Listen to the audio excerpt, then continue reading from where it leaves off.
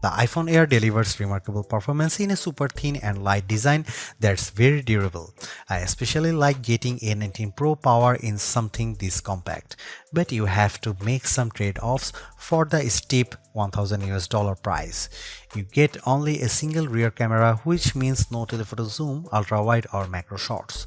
And while the Air's battery life is solid, it's a few hours behind the iPhone 17 Pro Max. The iPhone Air represents the first major shakeup to the iPhone family in years. The Air replaces the iPhone 16 Plus in Apple's lineup, but it really stands on its own as a completely new device. In fact, the iPhone Air really feels like a blueprint for the future as Apple nears the 20th anniversary of the original iPhone. Measuring 5.6mm, the iPhone Air is the thinnest phone in the world that's not a foldable, and yet it feels very sturdy thanks to its titanium frame. I have literally tried to bend and break this handset and it stayed intact. The Air doesn't skimp on performance either, packing an A19 Pro chip for playing demanding games and taking advantage of Apple intelligence. So what's the catch with this super slim Air? There's only a single camera, and while the battery life is pretty solid for something this size, you get less endurance versus the iPhone 17 Pro models.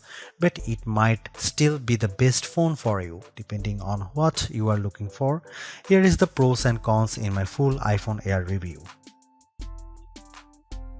The iPhone Air starts at $1,000 for 256GB of storage. That's $100 more than the iPhone 16 Plus, but Apple is betting that you will be willing to pay a premium for a phone that's this slim and portable.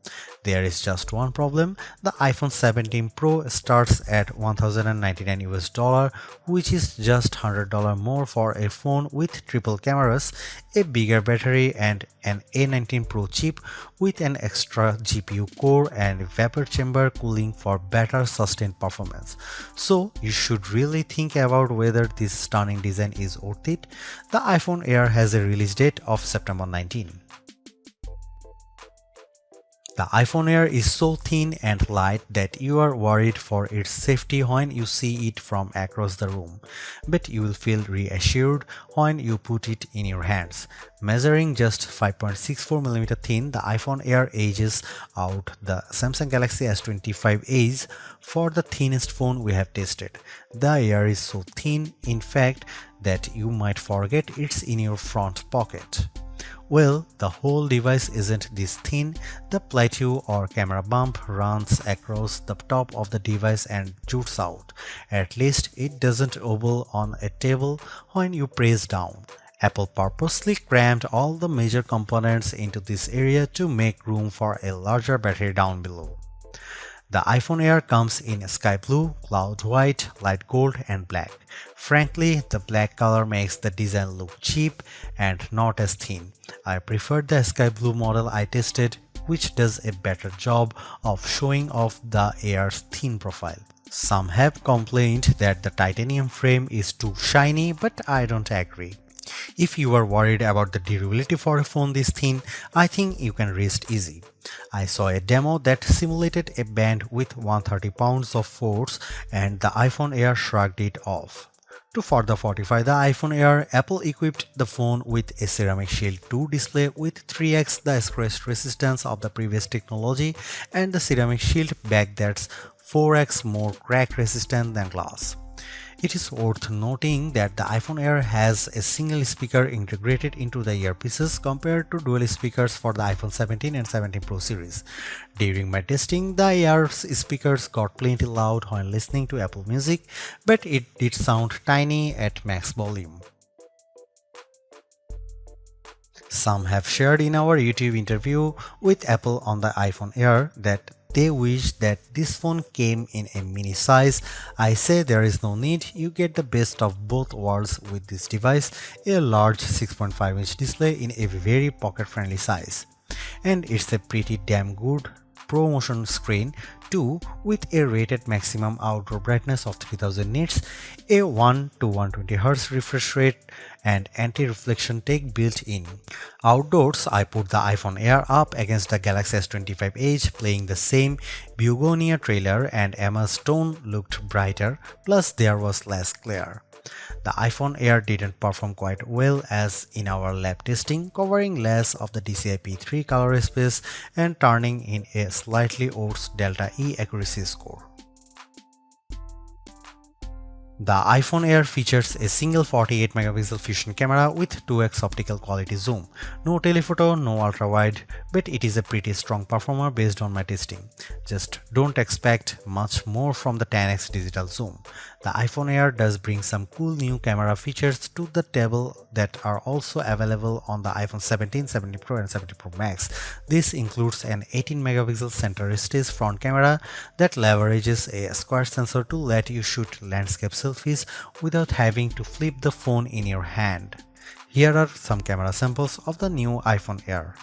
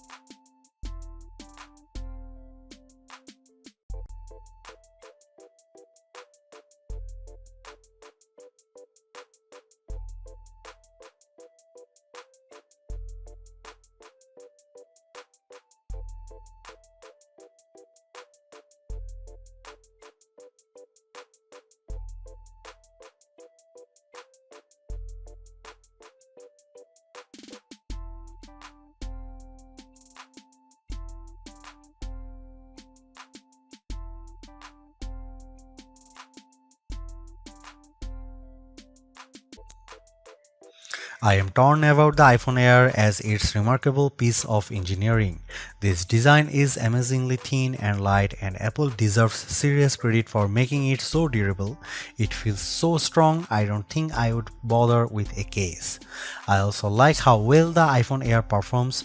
No, it doesn't have the graphics might or sustained performance of the iPhone 17 Pro or Pro Max, but it's faster than the Galaxy S25 Edge and remains fairly cool under pressure, and it offers better sustained performance than Samsung's slim phone.